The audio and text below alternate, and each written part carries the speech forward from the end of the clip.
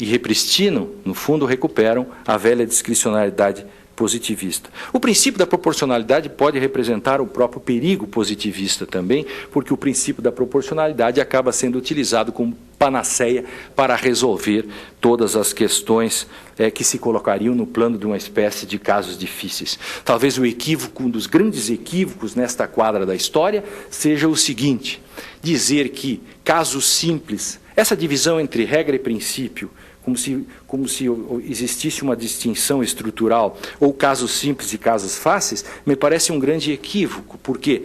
Porque se diz que casos simples se resolve por subsunção ou dedução, e casos complexos se buscaria a ponderação, ou os princípios. Significaria, portanto, que os princípios estão na beira do gramado e só são chamados à colação no momento em que o intérprete não consegue resolver de forma dedutiva. Ora, o que é um caso difícil, o que é um caso fácil? Um caso difícil, um caso difícil é um caso que não foi compreendido, e um caso fácil é um caso que foi compreendido. Portanto, um caso difícil, se ele depende da compreensão e a compreensão depende da pré-compreensão, um caso difícil não é simplesmente difícil em si, ele é um caso.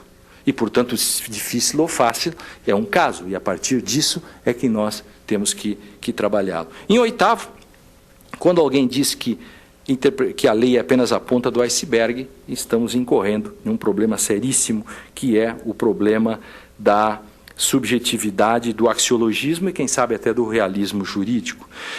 Em nono, temos que cuidar com a fundamentação em prêt-à-porter, como disse antes. Em décimo, a jurisdição constitucional não é uma autorização para praticar decisionismos. A jurisdição constitucional, na medida em que aumenta o espaço de poder e de tensão em favor da justiça constitucional, aumenta a responsabilidade dos juízes e, portanto, não é simplesmente um problema dos juízes. Princípios, a era dos princípios de que tanto nós falamos, não é algo que se possa dizer como uma panaceia de que os princípios abram a interpretação. Ao contrário, tenho feito uma afirmação forte. Princípios fecham a interpretação e não abrem a interpretação.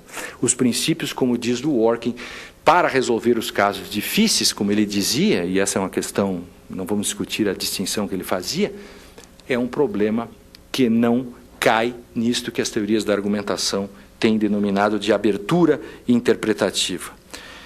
Bom, isto tudo está ultrapassado, a Odisseia de Ulisses, a Odisseia de Homero e o mito de Ulisses está ultrapassado, falar em jurisdição constitucional, de suas possibilidades emancipatórias, isso está ultrapassado.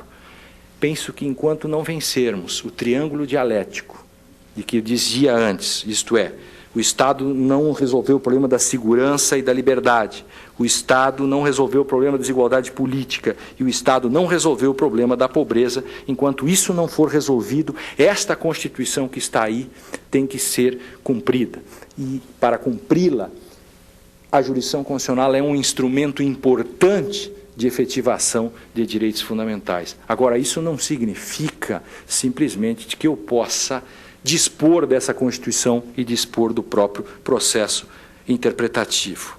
Em suma, temos tempos duros de pós-positivismo. Ser juísta é uma coisa muito difícil. Às vezes a lei não diz tudo o que a gente quer, às vezes ela diz demais e nós não podemos torturar a lei nem a Constituição. Compreender o Estado Democrático de Direito implica superar paradigmas.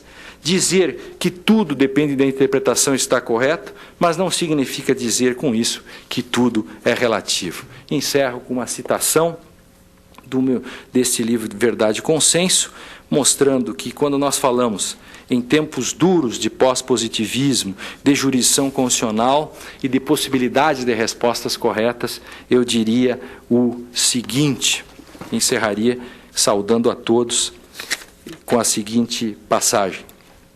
Podemos achar que o conhecimento do mundo, a interpretação que fazemos e as conclusões que tiramos são produtos de nossas subjetividades, de nossas vontades, de nossos interesses, de nossas intuições e desejos. E que tudo é relativo, e que afinal vale a interpretação de quem tem o poder de fazê-la, ou de impô-la, para ficar nos limites do direito. Em face disso, e busco socorro em Contardo Caligares, um psicanalista que eu gosto muito, parece que estamos diante da seguinte encruzilhada. Ou desistimos da verdade, considerando que o mundo é um vasto teatro em que as subjetividades se enfrentam e o que importa é apenas a versão de quem ganha a luta, retórica ou armada, ou, então, talvez seja possível amparar a verdade, preservá-la de nossas próprias motivações. A verdade, nós temos condições de alcançá-la? Atiramos-nos em direção ao relativismo? É difícil, é duro. Eu aceito esse desafio antirrelativista, um desafio hermenêutico das possibilidades de que o cidadão tem direito a obter a resposta correta. Obrigado.